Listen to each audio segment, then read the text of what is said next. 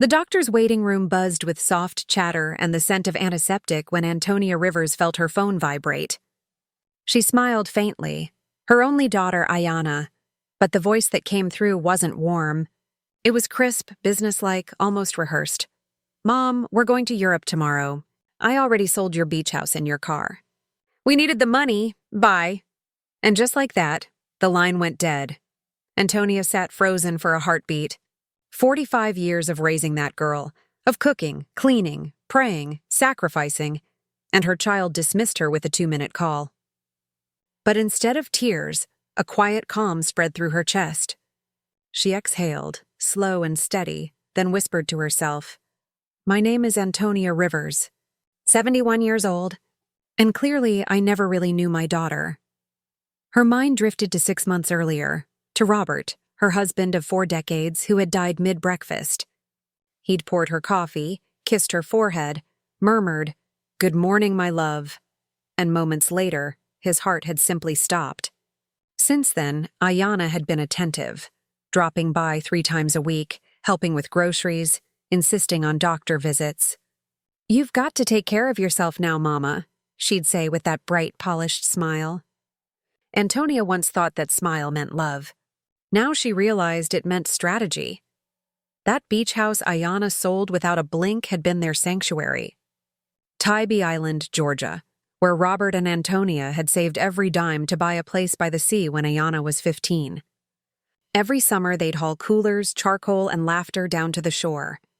Robert grilling snapper on the deck, Antonia humming along to Al Green in the kitchen, Ayana sneaking her boyfriends down for fireworks and long walks. And that old blue Ford truck?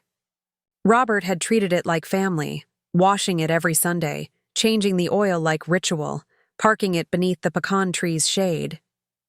The faint scent of his cologne still lingered on the seats. Selling that truck was like selling his heartbeat. When the call ended, Antonia stared at the speckled linoleum floor, surrounded by coughing strangers, and for the first time since Robert's funeral, she didn't cry. Something steadier filled her instead, because she remembered. 3 days before his death, Robert had handed her a manila envelope. "Tony, keep this in your dresser drawer. If anything ever happens to me, open it when you're ready." She'd tucked it away and, through grief's fog, forgotten it existed. Until now, the nurse called her name. The doctor pronounced her healthy. Good heart, good pressure, just needed rest. She smiled, but her mind wasn't in that room anymore. It was already home, standing before that dresser. Outside, the Atlanta sky dimmed to amber as she boarded the bus, her new transport now that her car was gone. People bustled past, each carrying their own secrets. "They think I'm just another lonely widow," she mused. But Robert always planned ahead. When she reached home, the evening shadows stretched long across the carpet. She went straight to the bedroom, opened the top drawer, and there it was. The envelope. His handwriting. Her hands trembled as she slid it open, unfolding documents thick with time. Deeds, certificates, a letter. Robert's steady penmanship read, "My dear Tony, if you're reading this, I'm already gone. Forgive me for not telling you everything. I wanted to protect you from worry. Over the years, I invested our savings, quietly, wisely. We don't just own the beach house. We own 6 other properties, including the apartment building where Ayana and Darius live. You are rich, my love, rich in every way that matters." Antonia's breath hitched. Deeds listed homes across Atlanta, a downtown condo, even a small motel near the coast. He'd put them all under Rivers Holdings, Inc., naming her sole heir. Tears blurred the ink as she read his final line. "I hid this not out of mistrust, but love. I wanted Ayana to love us for who we are, not what we have." Irony burned through her chest. The daughter who thought she'd left her mother penniless had, in truth, stolen from a millionaire. That night, Antonia wandered the house, touching every photo frame, every memory Ayana once dismissed as old stuff. The laughter of a 5-year-old girl on her father's lap looked back at her from the glass. "Where did you go, baby girl?" she whispered. The next morning, her phone rang again. "Hey, Mom." Ayana said lightly. We transferred the money from the house and car. We deposited your share. It's not much, but it'll help you get by while you find something smaller. My share? Antonia asked softly. Of course. We weren't going to leave you with nothing. You get 30%, that's fair, right? Darius's business in Europe needs the rest. Incredible opportunity. 30% of her own life. How generous. When do you leave, sweetheart? This afternoon. We'll be gone about 6 months, maybe more. Don't worry, Mama. When we get back, we'll help you find something that fits your needs. Fits my needs, she echoed. I knew you'd understand, Ayana said. Love you, Mama. Click. Antonia stood in silence, then laughed, a deep, weary laugh that startled even her. Her daughter had robbed her blind and thought it was kindness. She made tea, sat by the window and watched the magnolia leaves tremble in the breeze. You think you left me with nothing, she murmured. But my Robert left me everything. She opened her laptop, checked the account. Yes, the so-called share was there, a mockery of wealth. She smiled anyway, because she finally had purpose again. Tomorrow she'd call attorney Lionel Peterson downtown, the man who handled Robert's estate. Tonight, she would sleep beside the whisper of her husband's voice. It's about time, my love. About time you stood up for yourself. And she did.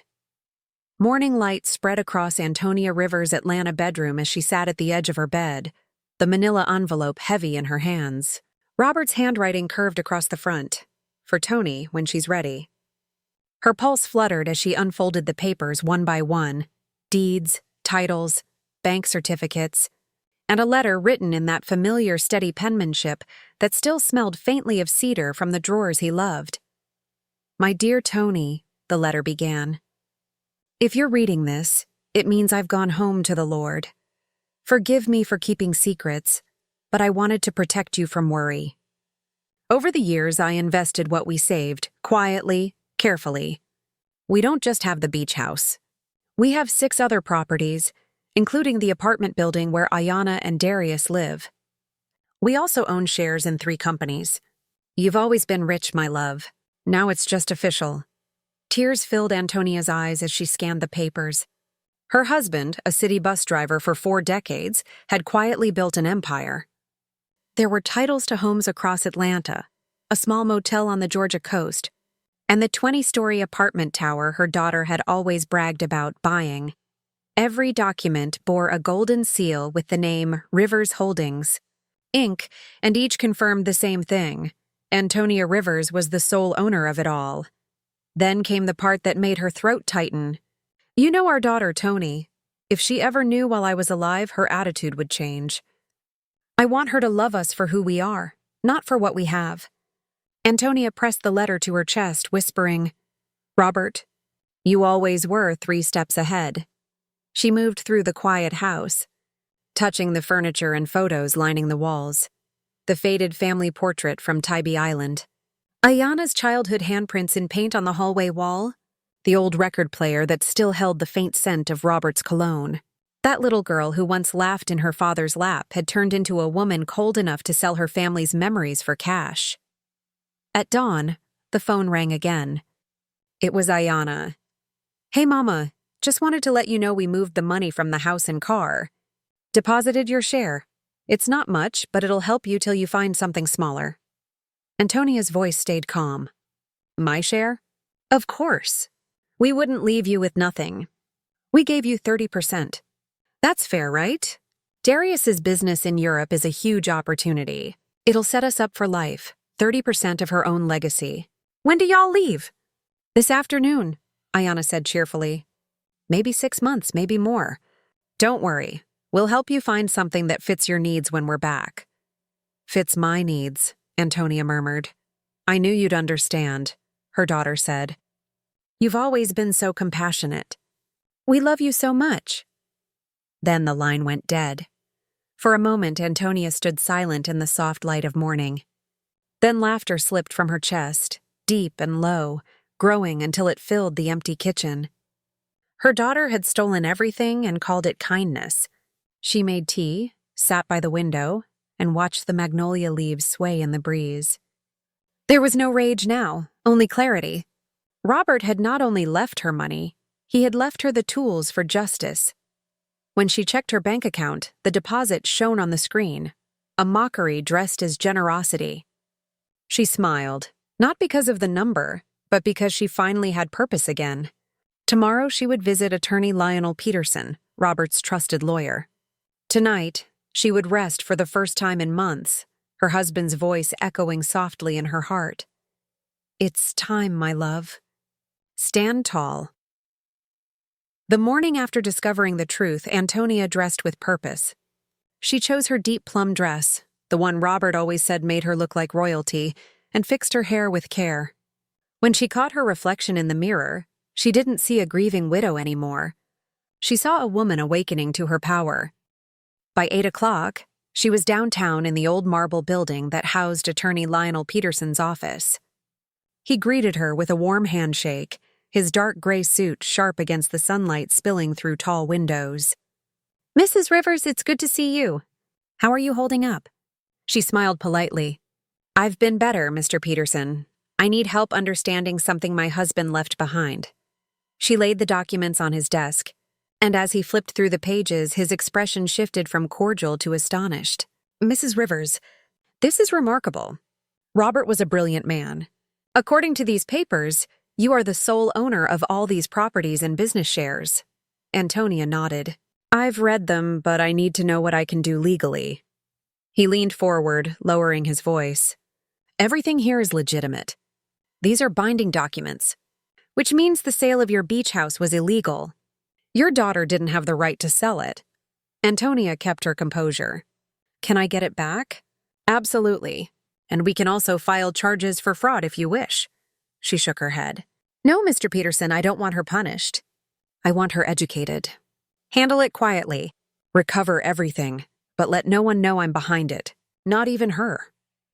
He studied her for a long moment, then nodded with respect. "Understood.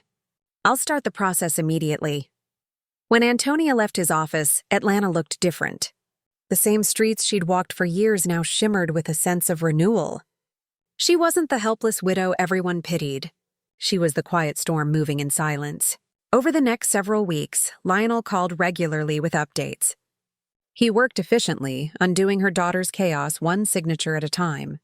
Officially, Antonia remained the poor abandoned mother that neighbors whispered about. But in secret, she was a wealthy woman reclaiming what was hers piece by piece. Each morning, she followed her ritual: breakfast for one at the kitchen table, a short walk through her neighborhood, and polite smiles exchanged with the same curious faces. Miss Dolores Jackson, her elderly neighbor from next door, stopped her one afternoon while she was watering her hydrangeas. "Tony, baby, I heard your daughter's gone off to Europe and left you alone." "You doing all right?" "I'm fine, Miss Dolores," she said softly. "They've got business out there." "Lord bless you, sweetheart. We all know Robert didn't leave much behind, but you're a strong woman. You'll make it." Antonia smiled, hiding her secret. "Don't you worry about me." Everywhere she went, she received the same pitying looks from the butcher, the baker, the clerk at the corner store. They spoke in that gentle tone reserved for the heartbroken, and she thanked them with a grace that made her deception perfect. Beneath that calm, she was learning, studying contracts, rental papers, financial statements. Each night she sat at the dining table with her reading glasses and Robert's files, transforming herself from a widow into a strategist. 3 weeks later, Lionel called with a spark of triumph in his voice. "Mrs. Rivers, good news. We've successfully nullified the sale of the beach house. The buyers were cooperative once they learned it was fraudulent. The property is legally yours again." Antonia smiled faintly. "Excellent work, Mr. Peterson. And what about the apartment building?" "That's more complex," he said. "You've technically owned it all along through Rivers Holdings, but we need to finalize some administrative transfers to give you direct control." 2 weeks, maybe less.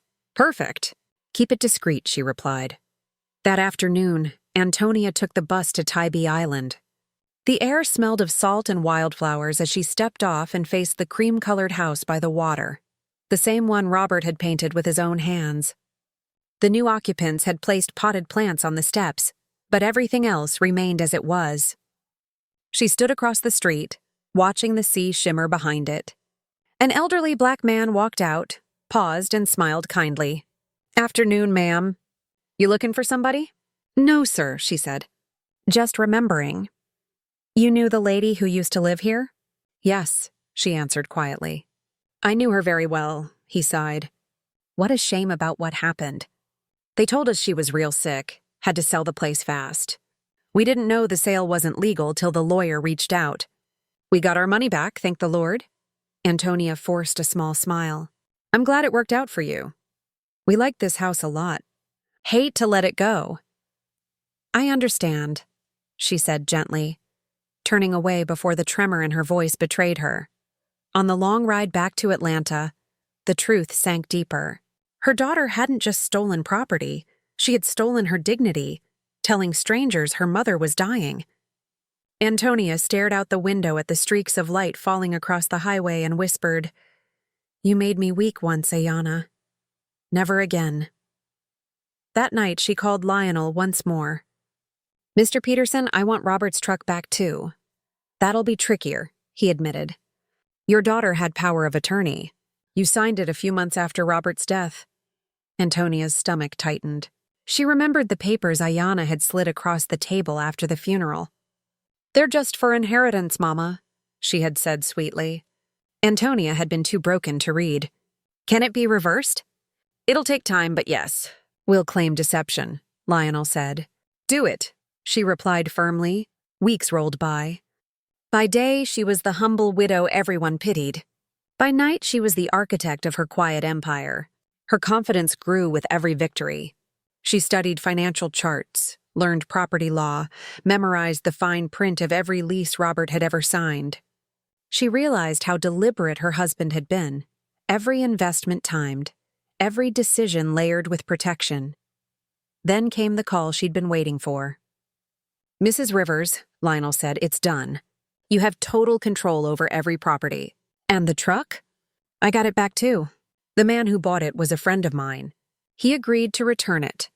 Antonia smiled, warmth spreading through her chest. "You've done well, Mr. Peterson.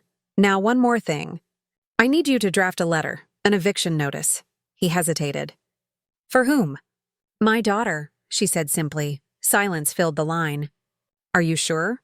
"Completely. She decided I wasn't important. Now she'll see how important I truly am." "As you wish," Lionel said. "I'll prepare everything." When Antonia hung up, she stepped outside onto her porch. The Georgia night hummed with crickets, and a soft wind carried the scent of rain. She looked up at the stars and whispered to the heavens, "Robert, my love, I'm doing what you taught me, handling it with grace." The weeks that followed were a quiet storm of paperwork and precision. On the surface, Antonia Rivers remained the polite widow everyone pitied, watering her garden, attending church on Sundays, exchanging soft smiles with neighbors who thought she had nothing left. But beneath that calm, she was building an empire her daughter didn't even know existed. Lionel Peterson kept her informed about every legal turn, every document filed, every signature stamped with her name. He was thorough, loyal, and discreet, the kind of man Robert would have trusted. One Wednesday morning, he called with the news she had been waiting for. "Mrs. Rivers, we did it. The sale of the beach house has been officially nullified. The buyers returned the property without any legal trouble. The house is yours again." Antonia exhaled slowly. "Thank you, Mr. Peterson. And the apartment building?" "Almost done. 2 more weeks for administrative transfers. Then it'll all be under your direct control." "Perfect. Keep going," she said. "No one must know I'm behind any of this." That afternoon, she took the long bus ride to Tybee Island. The salt wind carried memories with it, thick and familiar. When she stepped off, the cream-colored beach house stood just as it had for decades. The porch Robert built, the worn blue shutters, the faint creak of the steps she used to climb while carrying groceries and dreams. Only now, there were new plants on the porch, terracotta pots placed by the short-term owners who had believed her daughter's lies. Antonia stood across the street, watching the ocean shimmer behind the house. The tide whispered like Robert's voice in the wind, An older man came out of the house, graying hair and gentle eyes. "Afternoon, ma'am," he said kindly. "You looking for somebody?" "No, sir," Antonia answered softly. "Just remembering." "You knew the folks who lived here before?" he asked. "Yes," she said, her gaze never leaving the porch. "I knew them very well." The man shook his head. "Such a shame what happened. They told us the old lady was real sick and had to sell fast. We thought we were getting a deal, but turns out the sale wasn't legal. We had to give the house back. At least the lawyers made it right. We didn't lose our money." "That's good to hear," Antonia replied, her voice calm though her heart twisted. "We liked this place," he said, sighing. "Hate to move." "It's a beautiful home," she murmured. "I'm sure you'll find another just as lovely." She turned before the ache in her chest could rise into tears. On the bus ride back to Atlanta, she stared out the window at the blur of pine trees and small-town streets, her reflection faint in the glass. Her daughter hadn't just stolen her house, she had told the world that her mother was dying. That lie, that calculated deceit, burned deeper than the theft. "You made me weak once," she whispered. "Never again." When she returned home, the city was heavy with the scent of rain. She called Lionel that evening. "Mr. Peterson, I want Robert's truck back too." "That will be difficult," he admitted. "Your daughter had power of attorney. She used it to sell the vehicle legally." Antonia closed her eyes, remembering the day Ayana had pushed those papers across the table after the funeral. "They're just for inheritance, Mama," she'd said sweetly. Antonia had signed without question, blinded by grief. "Can we undo it?" she asked. "It'll take some work," Lionel said. "We can argue deception and emotional duress." "Do it," she ordered quietly. Days passed in a rhythm of disguise. In the mornings, she was the quiet widow people pitied. She'd wave at neighbors, visit the store, smile at children playing in the street. But in the afternoons, she was a strategist. She'd sit at her kitchen table surrounded by Robert's ledgers and property deeds, studying them like sacred scripture. She was learning the language of money, control, and justice, and she was fluent enough now to wield it like a weapon. She realized how shrewd Robert had been. Every investment was deliberate, every decision layered with protection. The building where Ayana lived, for instance, wasn't just profitable. It sat in an area rapidly growing in value. Antonia's patience had ripened into wisdom. She no longer grieved. She strategized. One bright Friday, Lionel called again. "Mrs. Rivers, I have wonderful news. We've finalized everything. You now have total control over all properties. And about the truck, luck was on your side. The man who bought it turned out to be an old acquaintance. Once I explained, he returned it in exchange for a small settlement." Antonia's smile was quiet but triumphant. "Excellent, Mr. Peterson. One more thing." "Of course," he said. "I need you to send a letter." "What kind of letter?" "An eviction notice," she said calmly. "Addressed to my daughter." There was silence on the line. "Are you certain?" "Completely. She treated me like I was nothing. It's time she learns who I really am." Lionel hesitated. "As you wish, Mrs. Rivers. It'll be delivered when she returns to the States." "Perfect," Antonia said. That night, she sat on her porch beneath the humid Georgia sky, sipping sweet tea as fireflies drifted through the garden. The old blue truck was parked under the pecan tree again, its chrome catching moonlight. It looked exactly as Robert had left it, steady, loyal, and waiting. She tilted her head toward the stars and whispered, "You see, my love? You taught me well. Grace, patience, and justice. I'm just finishing what you started." The following days were unusually quiet, almost suspenseful, as if the city itself was holding its breath. Antonia Rivers woke each morning with purpose, brewing coffee that filled her small kitchen with warmth, her mind already running through strategies before sunrise. The neighbors still pitied her, and she still played her role to perfection. The poor mother left behind, the widow everyone felt sorry for. But the truth was, she was watching a masterpiece unfold. Every call from Lionel Peterson brought her closer to the justice she had crafted with her own hands. 3 days after the eviction notice was signed. Her neighbor, Miss Dolores, came running up her walkway, excitement buzzing in her voice. "Tony, baby, you heard? That husband of Ayana's, Darius, right? He's in deep trouble. My brother-in-law works at the bank. Says they found out he'd been taking loans on the apartment they live in. But that apartment ain't even his." Antonia feigned shock, raising her eyebrows just enough. "Really now?" "Mm-hmm," Miss Dolores continued. "And rumor is your daughter didn't even know about it. They say she's going to have to come back from Europe to clean up the mess." Antonia placed a hand gently on her chest, pretending concern. "That's terrible." "Poor child." "It is," Dolores sighed, lowering her voice. "And that man she married? Folks saying he ran off. Lied about the business out there. Left her stranded." "Bless her heart," Antonia murmured, her tone so convincing that Dolores didn't notice the faint smile playing at the edge of her lips.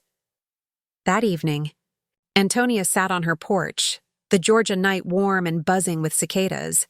The stars above shimmered like scattered pieces of truth, and she could almost feel Robert beside her. "You see, my love?" she whispered. "The plan's working." The next morning, Lionel called early. "Mrs. Rivers, your daughter has returned to the States. She landed this morning, alone. Looks like Darius stayed behind." "Alone," Antonia repeated softly. "Interesting. Should I deliver the letter today?" Lionel asked. "Yes," she said firmly. "Hand it to her in person." "Understood." By evening, Lionel confirmed it was done. "Delivered to her building an hour ago," he said. "The doorman confirmed she accepted it herself." Antonia leaned back in her chair and closed her eyes, picturing Ayana's face, the disbelief, the panic, the dawning realization that the very company evicting her was the same one her father built. "How long did we give her?" 30 days to vacate as required by law," Lionel replied. "Mrs. Rivers, are you absolutely sure?" "I'm sure," she said quietly. "She sold my home, my husband's truck, and treated me like a burden. Now she'll learn what it feels like to lose something she thought she owned." That night, Antonia couldn't sleep. She lay awake imagining every detail. The moment Ayana would open that letter, the flicker of confusion turning to fear. Maybe she'd think it was a mistake or a scam. Maybe she'd call her lawyer, only to find the papers legitimate. Either way, the game had shifted. The next morning, right on cue, her phone rang. "Mama," Ayana's voice trembled on the other end, desperate and disoriented. "I need to talk to you." "Good morning, baby." "How was Europe?" Antonia asked softly. "Mama, please, this isn't the time. I got a letter yesterday, some eviction notice from a company I've never heard of. It says I have 30 days to move out. Please tell me you know something about this." "Eviction notice?" Antonia repeated innocently. "From who?" "From a company called Rivers Holdings, Inc. Do you know it?" Antonia's heart gave a faint flutter. Her husband's name carried through the phone like poetry. "No, baby," she said calmly. "Never heard of it." "Are you sure it's real?" "I don't know," Ayana cried. "I don't understand any of this. Darius left me in Europe. He's gone, Mama. He just disappeared with another woman. I came home to this nightmare. I don't know what to do." Antonia's voice softened. "I'm sorry, sweetheart. Where are you now?" "At the apartment," Ayana sniffled. "But I don't even know for how long. Mama, can I come see you? Please, I need to talk to someone. I don't have anyone else." Antonia's lips curved slightly, though her tone stayed gentle. "Of course, baby. Come whenever you want." She hung up and walked to her bedroom mirror, studying her reflection. The woman looking back at her was calm, dignified, unshaken. She tied her hair into a low bun, put on her gray church dress, and practiced the expression of a mother both hurt and forgiving. When Ayana arrived an hour later, she looked nothing like the daughter who had left for Europe. She was thinner, her face pale, her designer dress wrinkled and lifeless, her eyes swollen from crying. "Mama," she whispered, as if the word itself was fragile. "Come in, baby," Antonia said, stepping aside. "Want some coffee?" "Yes, please," Ayana murmured, her voice breaking. They sat at the same kitchen table where Robert's letters still rested in the drawer. Ayana's hands trembled as she wrapped them around the mug. "Mama, I'm so sorry," she said finally. "I treated you horribly. I said things I shouldn't have, and now I've lost everything." "It's in the past, Ayana," Antonia said softly. "No, it's not," her daughter insisted, tears spilling over. "I was cruel to you, and now I have no one left." "What happened, baby?" "Darius ran off with a 25-year-old waitress in Paris. There was no business deal, Mama. It was all a lie. He used me. He used our money. And now I'm drowning in his debts." Antonia listened quietly, letting the words hang heavy between them. "The banks are after me," Ayana continued. "They say I'm responsible for everything because we were married. I don't have money. I don't have a lawyer. I don't even have a home. I don't know what to do." Antonia reached across the table, touching her daughter's trembling hand. "Then you'll come here," she said. "This house is always yours." Ayana stared at her, disbelief softening into relief. "Really, Mama? After everything I did?" "You're my daughter," Antonia said with a faint smile. "That will never change." Ayana broke down in sobs and fell into her mother's arms, holding on like a child again. Antonia held her back, warmly, gently, but beneath that embrace was calculation. Her plan was working perfectly. Ayana stayed. She brought 2 suitcases and a single cardboard box, all that remained of the life she'd built on borrowed money and pride. Antonia Rivers watched her daughter unpack in the same small bedroom she'd slept in as a teenager, the one with faded yellow wallpaper and a window that faced the pecan tree. Every folded dress, every careful movement carried humiliation, and Antonia could feel it. "Mama, I'll find a job soon," Ayana said quietly, keeping her eyes on the floor. "I don't want to be a burden." "You're my child," Antonia replied, voice steady. "You're not a burden." But in her heart she knew this moment wasn't just reunion. It was lesson. That night, as Ayana tried to settle into the rhythm of her mother's house again, she came into the kitchen holding something unfamiliar, a slim manila envelope, sealed and marked with Antonia's name in Robert's handwriting. "Mama, I found this while clearing out some of Darius's things. It was tucked inside one of his briefcases. It's yours?" Antonia's heartbeat quickened. She took it carefully, keeping her face unreadable. "My name?" "Yes," Ayana said, handing it over. "It looks like something Dad left behind. Maybe he meant it for you." Antonia slid a nail under the seal and opened it slowly. Inside was a short letter and a small brass key. "My beloved Tony," the note read. "If you're reading this after finding the main envelope, it means our daughter is in trouble. The key inside opens safety deposit box 247 at Fulton Central Bank downtown. What's inside will help you help her, but use it wisely. Love always, Robert," Ayana gasped. "A safety deposit box? I didn't even know Dad had one." Antonia kept her voice even. "Neither did I." "Should we go see what's in it?" Ayana asked, her voice trembling with the fragile hope of someone clinging to a lifeline. "Maybe there's something that can help us, Mama. Documents, money, anything." Antonia pretended to think, then nodded slowly. "All right, baby, tomorrow."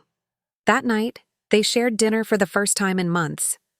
Ayana cooked, eager to prove herself, but the food tasted of guilt more than seasoning.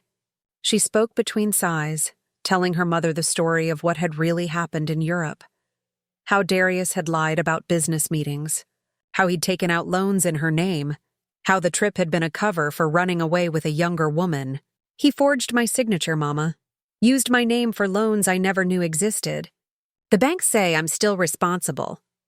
Antonia listened in silence, her eyes fixed on her daughter's face. The arrogance was gone. Only exhaustion remained. "Do you have proof?" she asked. "No," Ayana said weakly. "He took everything. I don't even know where he is now. He's gone like he vanished." Antonia laid her fork down.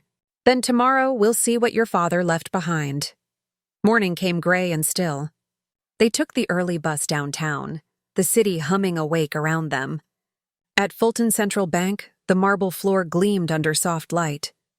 The clerk checked Antonia's ID, glanced at the letter, and escorted them to the private vault room. The metal door creaked open, revealing box 247. When the lid lifted, light hit something brilliant inside. Ayana gasped. There were jewels, gold, diamonds, emeralds, rubies, heirlooms, and unfamiliar treasures wrapped neatly in velvet pouches. Some pieces Antonia recognized from Robert's family. Others were new, investments she never knew existed. A folded note rested on top. Approximate total value, $200,000. These pieces belong to my wife, to be used in moments of family need. Ayana's hands shook as she picked up a necklace. Mama, this could save us. We could sell them, pay the debts, start over. Antonia stared at the jewels, her mind spinning quietly. She knew Robert's wealth went far beyond this box, but this was the lesson her daughter needed. If that's what you think is right, baby, she said softly. Ayana looked up, eyes wet but hopeful. You'd let me? You're my daughter, Antonia said. I'll stand by you. As they left the bank, Ayana clutched the box like salvation, while Antonia walked beside her with quiet grace. She knew this wasn't the end of the lesson, it was only the beginning. Her daughter would have to learn not just what money could buy, but what it could never repair. And Antonia would make sure she learned it completely. Back home, the jewelry box became the center of their kitchen table, a small kingdom of light and history.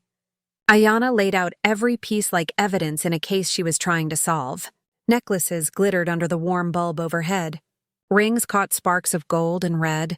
Velvet pouches spilled tiny fortunes across the wood. I think I can get $180,000 if I sell them all, she murmured, more to herself than to her mother. It's less than I hoped, but enough to pay off the most urgent debts. Antonia sat across from her, hands folded. Are you sure you want to sell them, baby? Once they're gone, they're gone. Ayana looked up, eyes rimmed in fatigue. What choice do I have, Mama? Nobody's gonna hire me with lawsuits hanging over my name. Every call I make, they tell me I'm under review. Darius left me with nothing but debt and shame. Antonia studied her daughter's face, the same face she used to kiss goodnight, now marked with regret and exhaustion. She wanted to say this pain is necessary, but she held her tongue. Some lessons had to unfold on their own. When Ayana left to meet a buyer, Antonia called Lionel Peterson. Mr. Peterson, I need to know exactly how deep Darius's debts run. Every loan, every name, every signature. I'll get on it immediately, Lionel said. But Mrs. Rivers, you should prepare yourself. What I've already seen isn't good. 2 nights later, the phone rang again. I have the full report, Lionel said. Darius owes over $200,000 to multiple banks and private lenders. What's worse, some of the loan documents bear your daughter's signature. They're forgeries, but until proven otherwise, she's legally responsible. Antonia's voice stayed calm. What can we do? We can fight, but it'll take time and money. A strong lawyer could clear her name, but it won't be cheap. How much? Around $50,000 just to start, and no guarantee of success. I understand, she said. Prepare the paperwork. I'll cover it. Lionel paused. You're going to pay her debts? I'm going to protect my daughter, Antonia replied. But I want it quiet.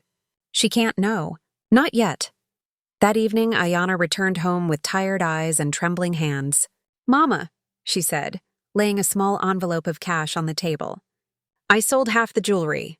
It's enough to pay off some of the bank loans. It hurts, but I had to. Antonia looked at her daughter's slumped shoulders and the fear that lingered in her eyes. If it helps you breathe easier, then it's worth it. Over the next week, Ayana spent her days making phone calls, meeting creditors, and signing repayment plans she barely understood. The same woman who had once sold her mother's home without a second thought was now negotiating over pennies, counting bills with trembling fingers. Her pride had melted into something smaller, rawer, realer. Late one night, Antonia found her sitting in the living room surrounded by stacks of paperwork, her face buried in her hands. I don't know how I got here, Ayana whispered. I thought I was building something with him. I thought I was smart. Antonia rested a hand on her shoulder. You're learning now, she said softly.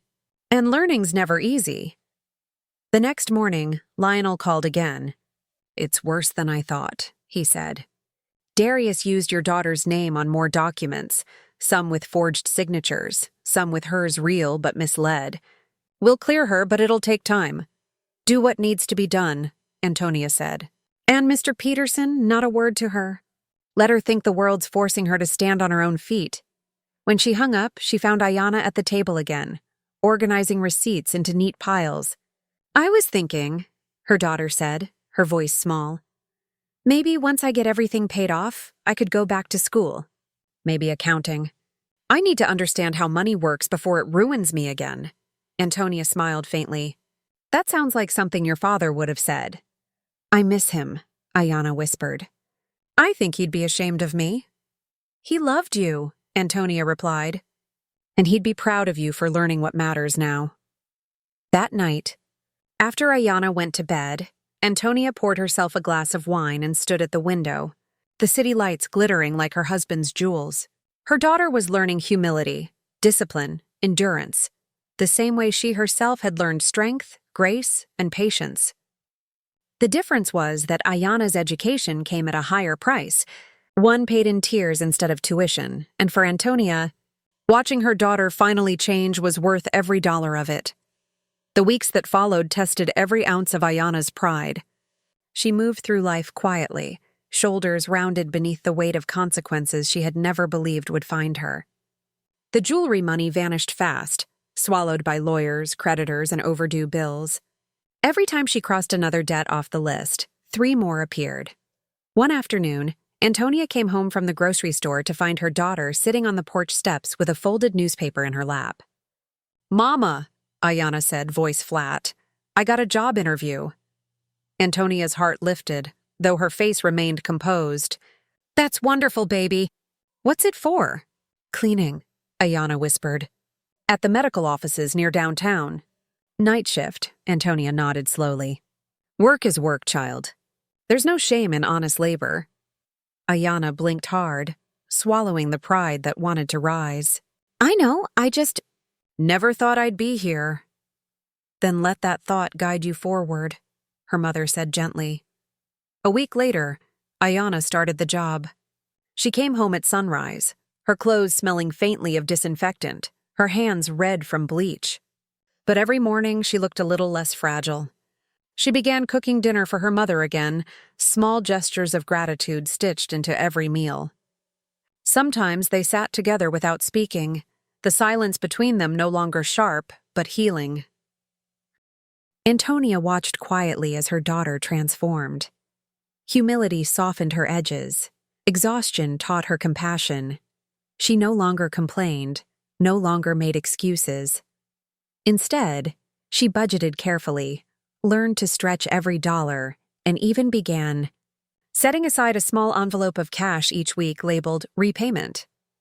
Late one evening, as Ayana sat counting her modest savings, Antonia's phone rang. It was Lionel. Mrs. Rivers, I have good news. The investigation into your son-in-law's debts is complete. We've proven multiple forgeries and fraudulent accounts. Legally, your daughter is in the clear. And the outstanding balances? Handled, Lionel said softly. You're still covering the legal costs, but the rest is resolved. Antonia smiled faintly.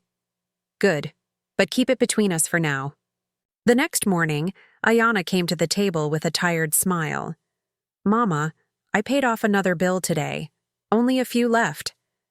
That's wonderful, baby, Antonia said. Your father would be proud. You think so?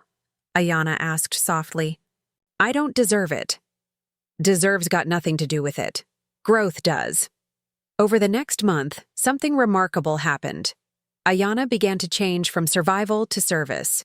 She started volunteering extra hours at work, helping an older janitor named Mrs. Bernice Johnson who'd hurt her knee. You remind me of my daughter, Mrs. Johnson told her one night, wiping her brow. You learn quick, but you feel too much. That's your gift and your curse, baby girl. Don't lose it. When Ayana told her mother about that conversation, Antonia smiled. She's right, she said. Feeling too much is what keeps us human. By late spring, the heavy shadow that had followed Ayana for months began to lift. She still lived with her mother, but she carried herself differently now, shoulders straight, eyes open, no longer running from consequence. She had stopped blaming the world and started building herself again, one small decision at a time. And though Antonia never said it out loud, she thanked God every night for that miracle, because her daughter's transformation was happening exactly as Robert would have wanted, not through punishment, but through understanding. Summer light fell through the kitchen window, painting gold lines across the table where Ayana sat balancing her checkbook, exhaustion and quiet pride written across her face. She looked up when her mother entered. "Mama," she said softly, "I just finished paying off the last loan. It's over." Antonia smiled faintly, setting down her teacup. "I'm proud of you, baby." "You're proud of me for what?" Ayana gave a small, bitter laugh. "For losing everything? For cleaning floors to pay back money I didn't even spend?" Antonia walked closer. "For surviving it," she said. "For learning what money can't buy." Ayana rubbed her temples. "I don't even know who I am anymore." "You're my daughter," Antonia said quietly, "and you're still standing." Before Ayana could answer, the doorbell rang. It was attorney Lionel Peterson carrying a leather folder. Antonia greeted him warmly. "Mr. Peterson, come in." Ayana frowned, confused. "Mama, what's he doing here?"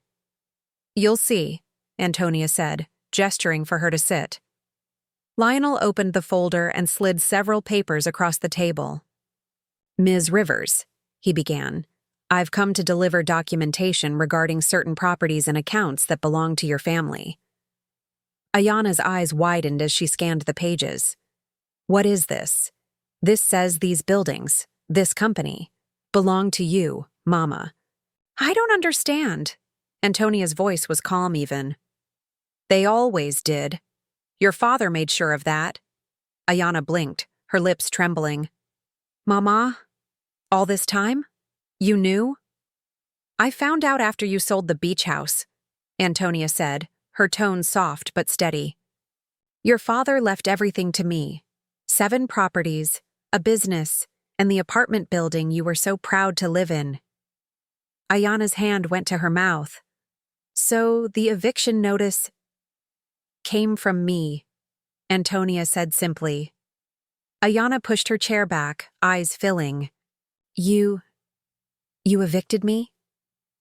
"I did what I had to do to teach you," her mother said. "You took everything your father built and turned it into cash for a man who never deserved your loyalty. You thought money made you powerful, but now you know better." Tears slid down Ayana's cheeks. "I thought you hated me." Antonia shook her head slowly.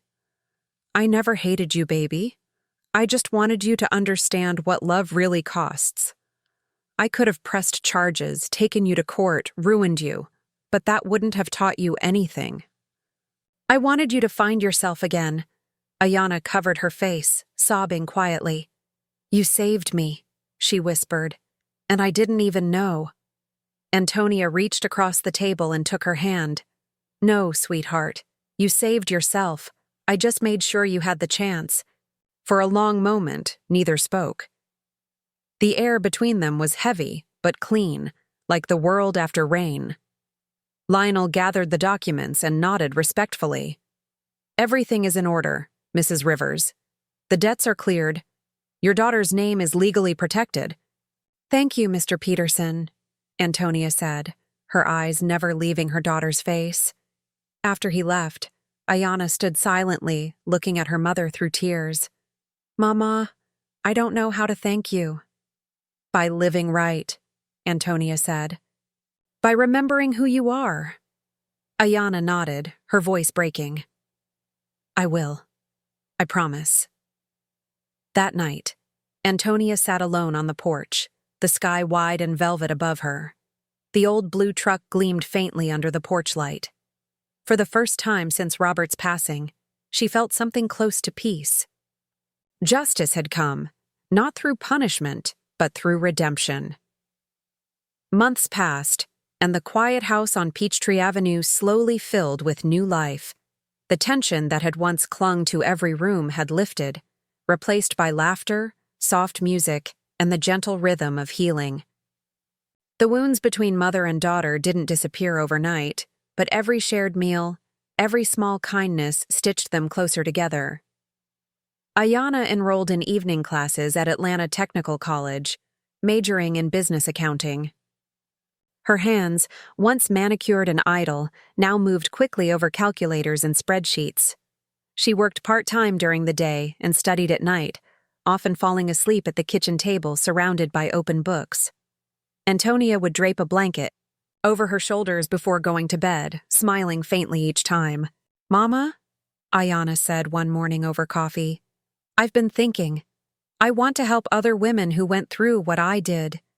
Women who lost everything because they trusted the wrong man or the wrong dream." Antonia nodded. "Your father and I talked about something like that once. He wanted the Tybee Island house to mean more than just memories." "What if we turned it into a foundation?" Ayana said, her voice gaining strength. "A safe house for women who need a place to start over. Not just to live, but to learn." Antonia's heart swelled with pride. "I think he'd love that." By autumn, the Rivers Foundation for Renewal was born.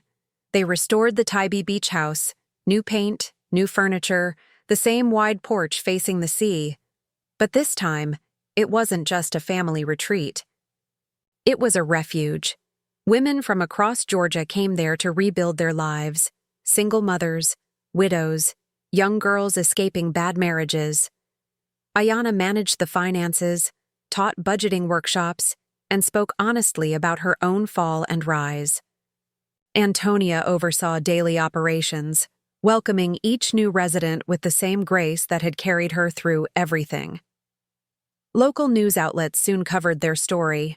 Mother and daughter turn family home into Hope House. Donations began to pour in.